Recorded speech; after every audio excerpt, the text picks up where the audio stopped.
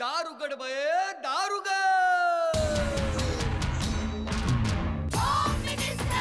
कोणाला बघ, शाळेला उशीर होतो. आज कामवाली बाई पण नाही आली. पदरावरती जर तारीचा मोर नाचरा हवा, संसारातून वेळ काढून खेळ खेळूया नवा. मांतेकर पैठणी घेऊन आला. वहिनी उघडताना दार. रोज बक्षीस देणार.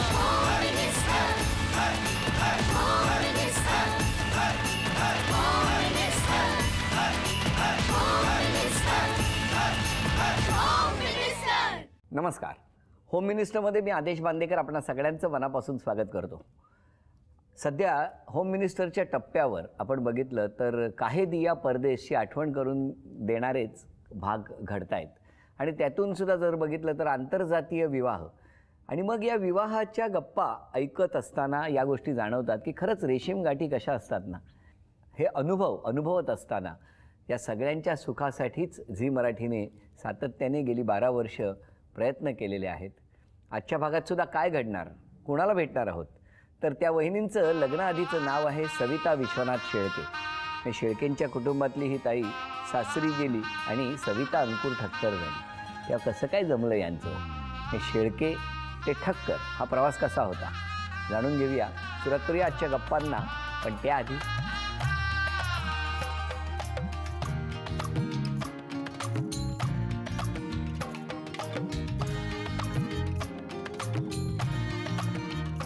नमस्कार. बरं, मग आता मिस्टरांना हात कशी मारता? अंकुर. अंकुर बोलवा ना. अंकुर.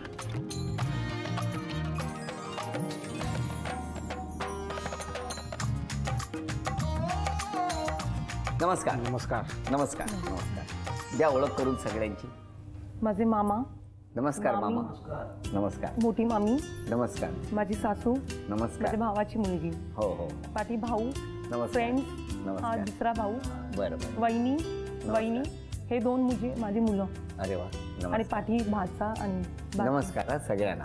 नमस्कार. चला सगळ्यांची ओळख झाली हो की नाही. कुठलं बालपण तुमचं? माटुंग्याचं. माटुंग्याला कुठे? BIT building. BIT building Matunga. बरं, तिथेच गेलं बालपण. तुमचं बालपण कुठलं? Same Matunga BIT building. वा.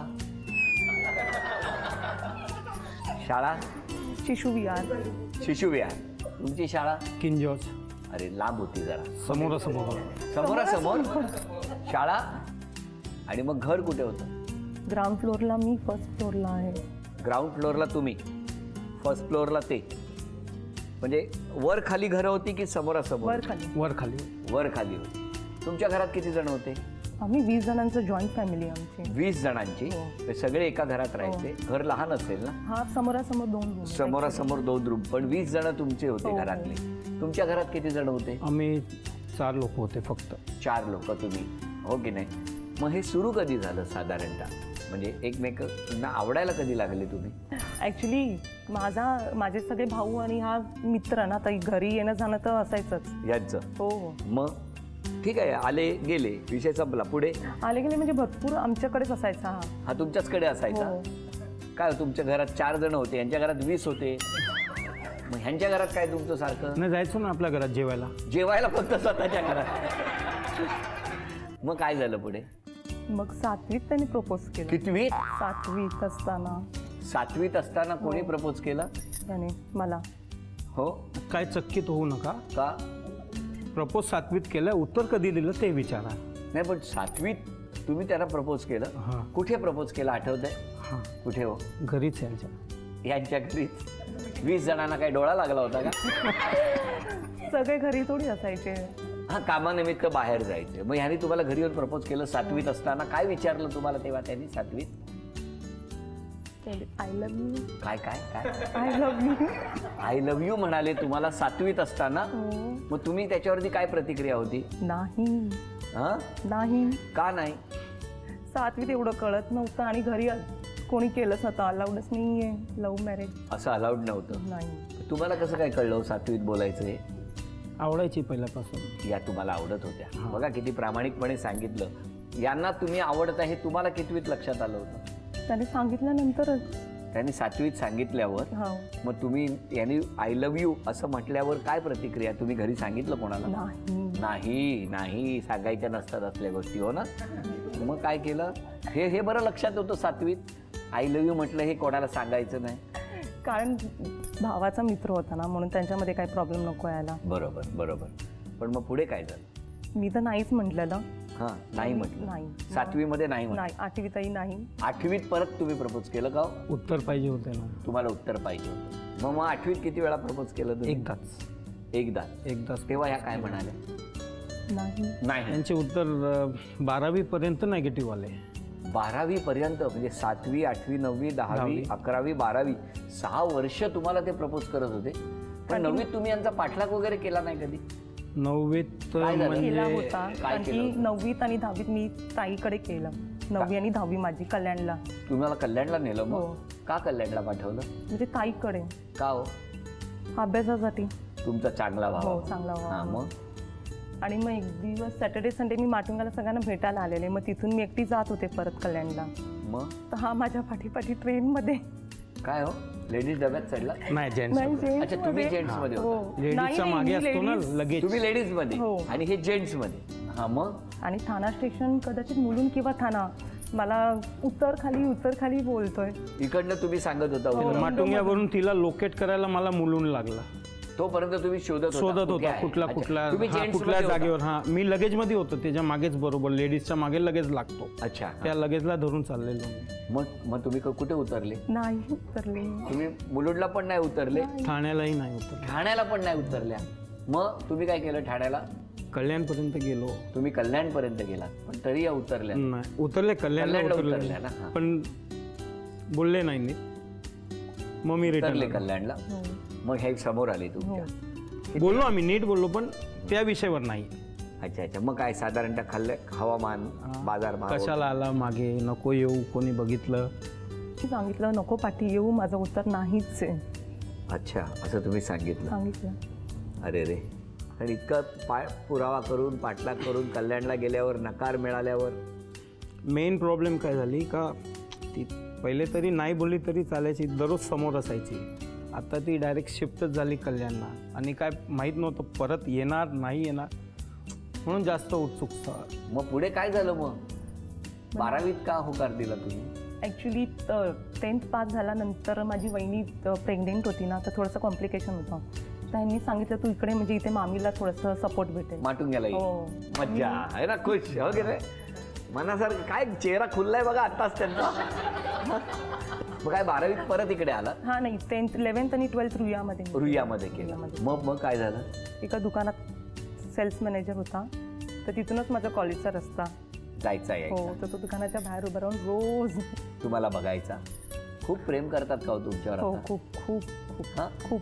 पण मग फायनली प्रपोज कुठे केलं यांनी तुम्हाला? दादर. मग तेव्हा होकार तुम्ही दिला हो. का?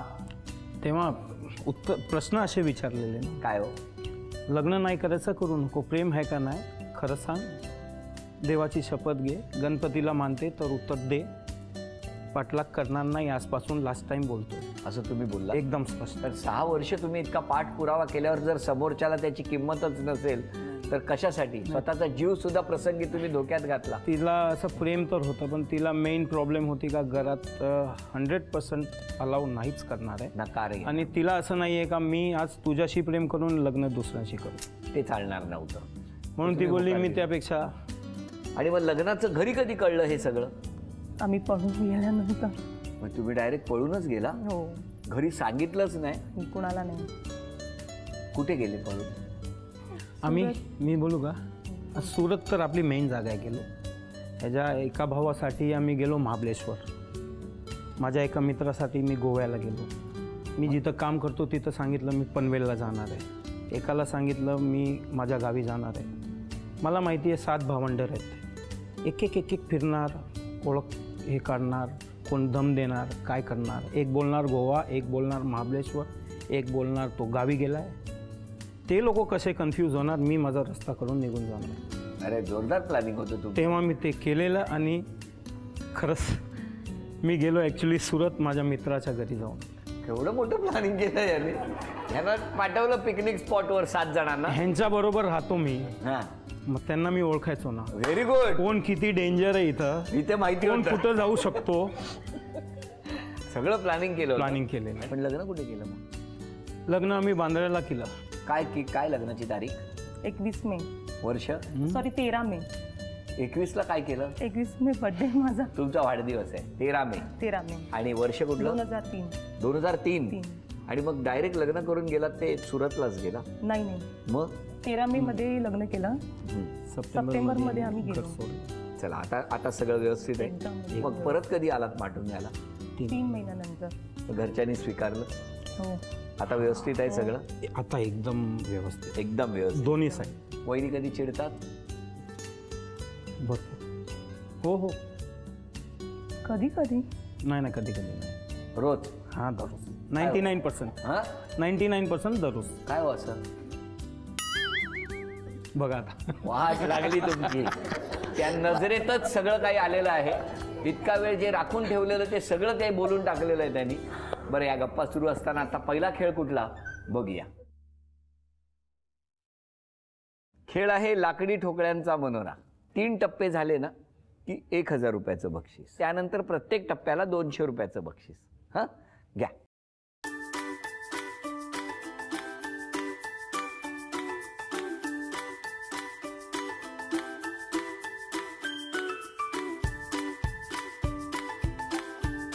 चला, 1000 रुपयाचं बक्षीस मिळालं. अभिनंदन. आता प्रत्येक टप्प्याला 200 रुपयाचं बक्षीस. हा, 1200 रुपये.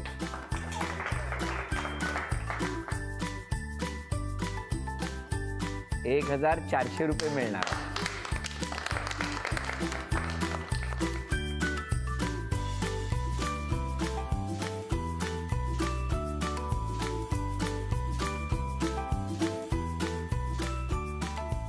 Very good. हां, व्हेरी गुड. आता 1800 होणार.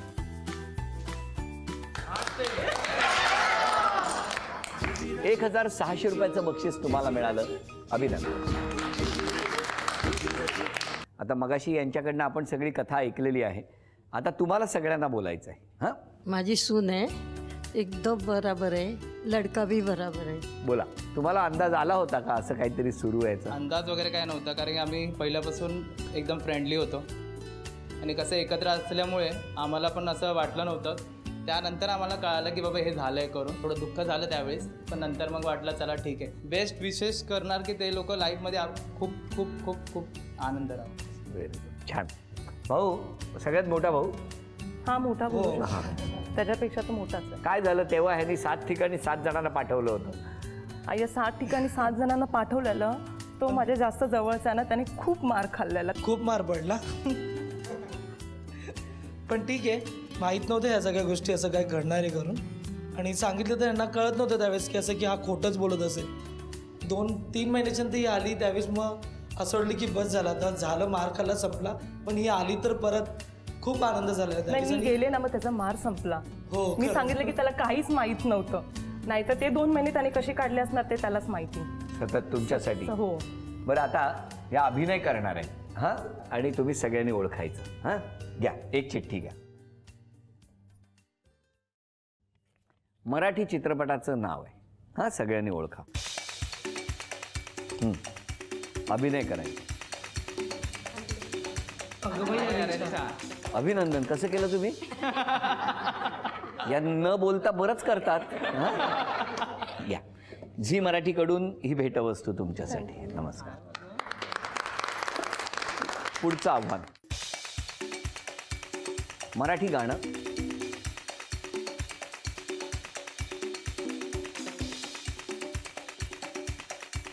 कुंभारचं गाणं म्हणा.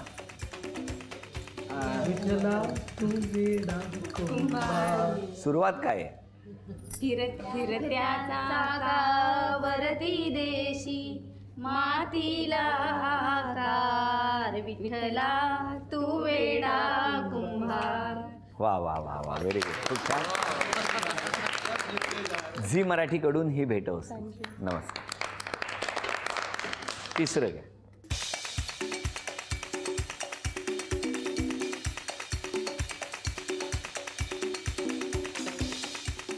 बांगडी, हात, हातातली सगळी बोटं एकसारखी नसतात. अभिनंदन.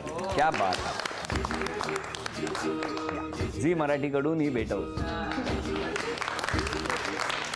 ज्या भावाने मार खाल्ला त्यानेच आज बक्षीस मिळवून दिलं.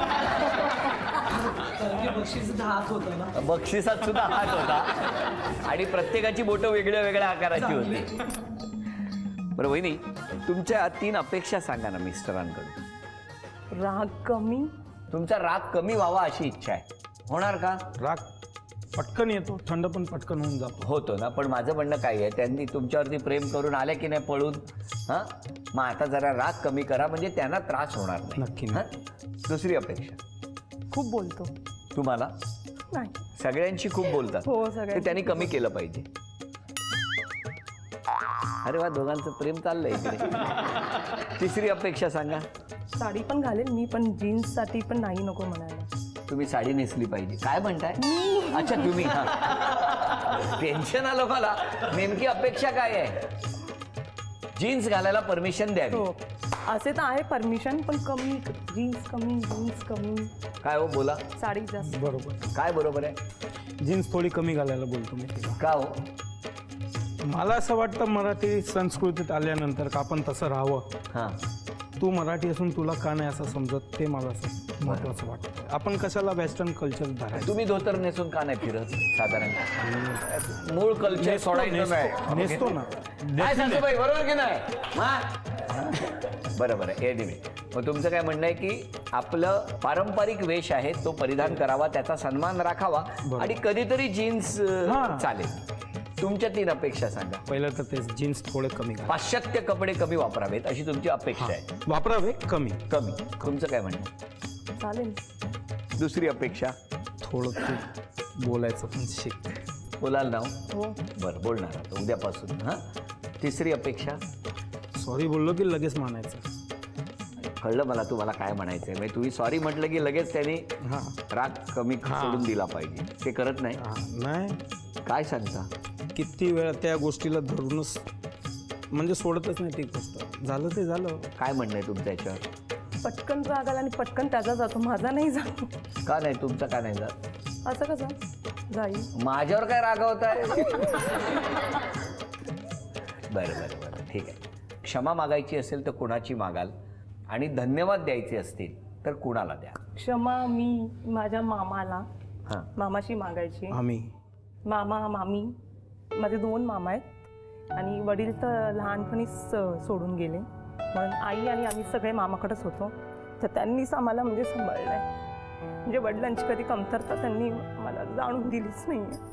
म्हणजे त्यांच्या मनाविरुद्ध त्यांनी केलं. 10 वर्ष तो बोलला नाही, पण माझ्या लहान 2 मुलांची कधी त्यांनी वाकडं तोंड केलं नाही. त्यांच्याशी तो बोलायचा, माझ्याशी नाही बोलला, पण आता ते पण नीट झालं आहे. पण सॉरी मामाला, मामीला आणि धन्यवाद. धन्यवाद सगळ्यांना, सगळ्यांनी एक्सेप्ट केलं. आणि सॉरी म्हणायचं झालं तर मी भावाला, तुला मार पडला मला. त्याला सॉरी म्हटलंय मी. तुम्ही सांगा सॉरी कोणाला आणि धन्यवाद? सगळ्यात पहिले मामांना. मामांना एकदम. त्यानंतर माझे सासूबाई जे वारल्यात, आता नाही आहे, त्यांना बोलायची संधी मला भेटलीच नाही. सॉरी. ओके. म्हणजे आमचं बोलणं चालणं सुरू झालं पण वी कुड नेवर मेक इट. म्हणजे ते जे मनात राहिलं ते राहूनच गेलं शेवटी. आणि धन्यवाद. धन्यवाद सगळ्यात जास्त ह्यांच्या भावांना, कारण ते जे माझ्याबरोबर राहिले, त्या लोकांनी ज्या हिशोबाने ॲक्सेप्ट केलं आहे मला, ते लई फास्ट केलं. म्हणजे ते कठीण होतं, लई अवघड होतं त्यांच्यासाठी, कारण मलाही बघणं आणि घरातही बघणं त्यांना. मग त्या हिशोबाने त्यांना एकदम मोठे धन्यवाद आहे. सगळ्यात मेन का हा लग्न होऊन सुद्धा आम्ही वेगळे झालो असतो, ते नाही झालो. ते धन्यवाद आम्हाला आमचे दादा आणि ताई, यांचे दादा आणि ताई, या दोघांना सगळ्यात मोठे धन्यवाद, जे आज इथं उपस्थित नाही आहेत. आज दोघांनाही मिस करतायत हे. तेव्हा आता इथून पुढे मात्र 13 वर्ष दोघांनी ठरवलेलं आहे की इथून पुढे वहिनी जास्त बोलणार, तर ते राग थोडा कमी करणार. आणि पटकन वहिनींना जर सॉरी म्हटलं तर वहिनी लगेच तो राग घालवून टाकणार. हो ना. अशा पद्धतीने किमान आता आमच्या समोर बोललेले आहेत. प्रत्यक्षात काय होणार ते बघूया. हो हो हो हो म्हणायला सुद्धा वेळ लागतोय त्यांना. हसत रहा, आनंदी रहा असं म्हणत झी मराठीकडून ही भेटवस्तू तुमच्यासाठी. अभिनंदन. आणि तथास्तु पुणे यांच्याकडून ही पैठणी वहिनींचं. अभिनंदन.